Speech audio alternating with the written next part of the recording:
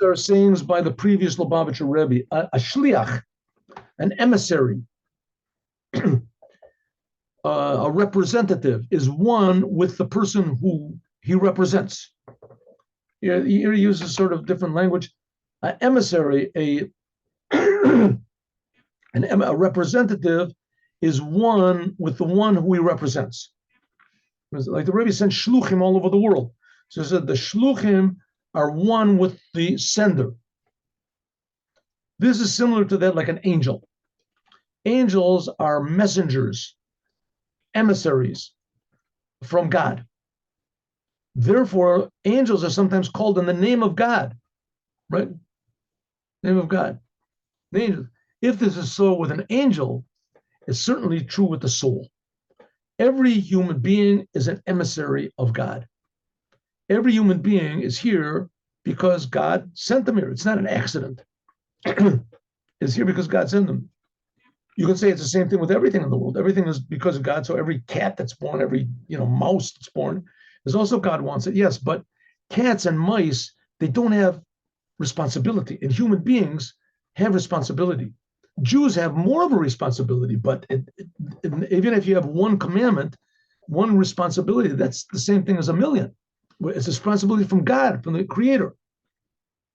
And so if it's true with an angel, that angels are emissaries and they're one with the one who sent them, how much more so the soul? Every soul is a messenger, a representative of God. With the soul quality of this oneness, that we're one with the one, this is a higher order, which is explained elsewhere. How is this connection of the soul to God is explained everywhere? We just finished explaining in Likkutei Torah, right? Loving God with all of your heart, with all of your might. These are the hidden levels of the soul.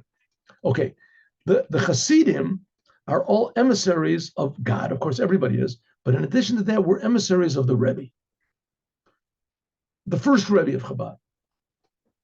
So if the Chassid does what he's supposed to do in the world, then he's bound up with the Rebbe. He's bound up in his entire being. There walks a Chassid, there eats a Chassid, there sleeps a Chassid. He's one with the one who sent him.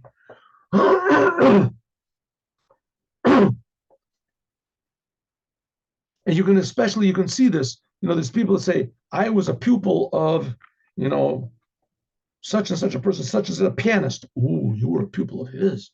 Did you know that he was a pupil of this?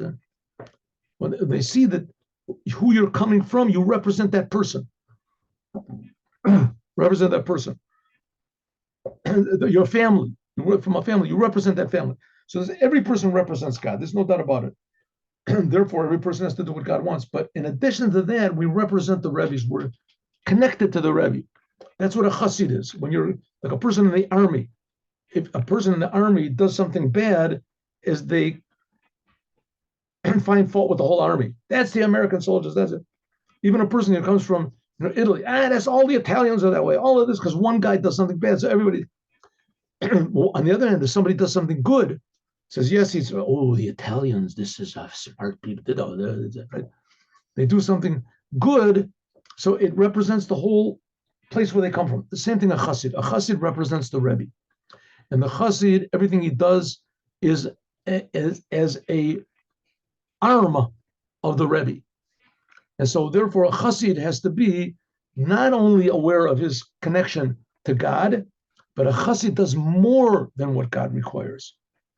And that's what the Rebbe does, forces us to do more. So we have to do more to be a chassid. So therefore everything we do is not just as a human being and not just as a Jew, but also as a chassid. We're doing more than just a human being and more than just a Jew. A chassid is special. There walks a chassid, there speaks more responsibility to the world. And now, story.